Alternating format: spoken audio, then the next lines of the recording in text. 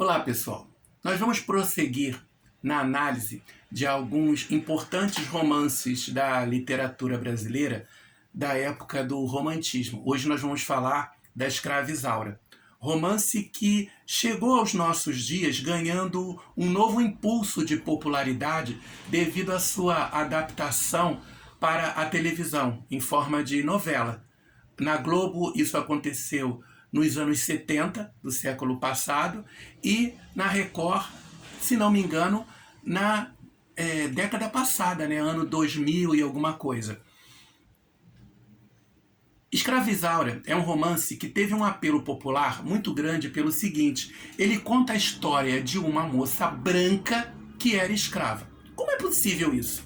É que ela nasceu de uma escrava mulata, que era propriedade de donos de uma fazenda em Campos dos Goytacazes. Hoje a gente chama só de Campos, mas naquela época chamava-se Campos dos Goytacazes, norte do estado do Rio de Janeiro. Uma fazenda agrícola e Isaura, então, nasce dessa escrava mulata com um homem branco liberto. Eles tiveram um relacionamento e Isaura nasceu. Como ela era filha de escrava, ela era escrava também.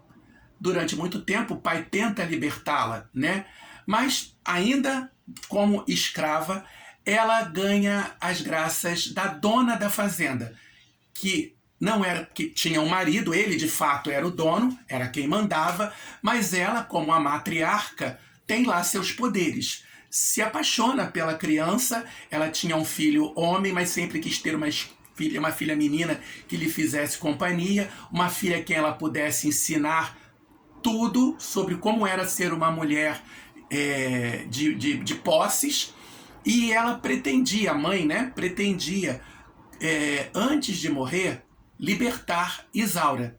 Isso acaba nunca acontecendo. Ela morre e Isaura continua sendo escrava.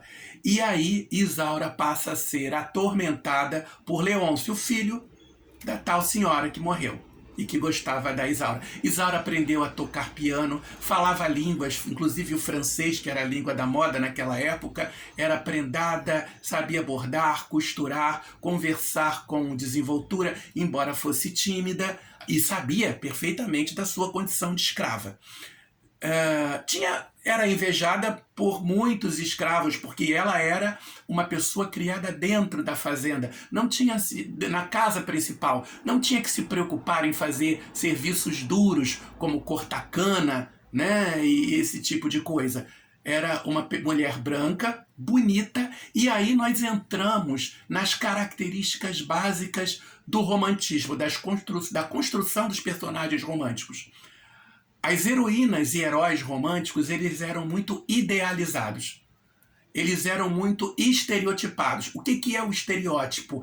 É o personagem que tem as suas características muito exageradas. Exageradas no sentido de que se ele é um herói, ele é perfeito. Ele é perfeito fisicamente e ele é perfeito moralmente. Ele não tem defeitos. Isaura era assim. Ela era linda por dentro e por fora. Ela era bondosa, ela era gentil, ela era compreensiva, ela era incapaz de ser agressiva até com aqueles que eram agressivos com ela, como o novo dono dela, aquele que se torna dono dela depois que a mãe morre e o pai também.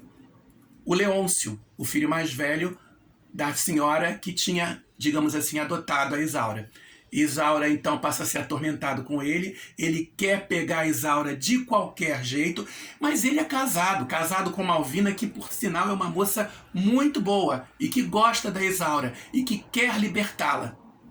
Mas, até porque, enquanto a Isaura estiver ali, ela vai ser uma ameaça para a própria Malvina, já que o Leôncio está apaixonado pela Isaura.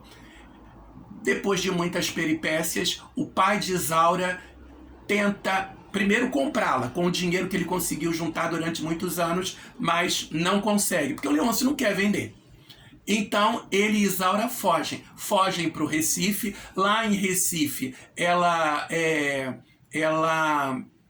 fica incógnita, eles mudam de nome, inclusive, e vivem tranquilamente com o dinheirinho que ele juntou, que o pai juntou, até que um dia ela tá num baile, e nesse baile, lá em Recife, ela é reconhecida por um homem aqui do Rio de Janeiro, que a aponta como sendo uma escrava fugida.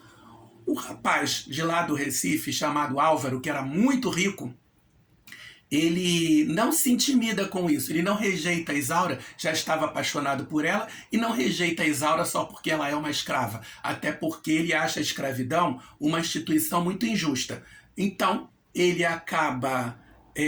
Isaura acaba sendo levada de volta para Leôncio, ele a obriga, inclusive, a casar, já que ele não podia casar com ela, ele era casado, ele a obriga a que ela se case com um jardineiro, tá? Um homem muito mais velho do que ela.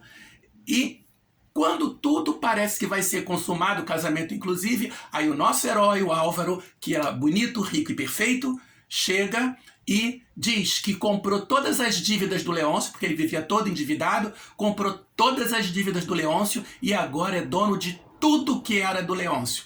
Todo mundo odeia o Leôncio porque ele era uma peste, né? O Álvaro passa a ser dono de tudo que era do Leôncio, ele então liberta a Isaura, casa-se com ela e eles têm um final feliz. Vocês vão ver nesse trecho, esse capítulo, esse primeiro capítulo que eu estou mandando para vocês lerem e responderem algumas perguntas, como a adjetivação era uma característica própria do romantismo. Além dos heróis perfeitos, dos finais mirabolantes, com viradas fantásticas, que fazem com que tudo dê certo no final, muitos adjetivos são empregados para poderem descrever bem a atmosfera da época. Então, leiam, façam as perguntas com capricho, tá bom? Com bastante dedicação. Até a próxima.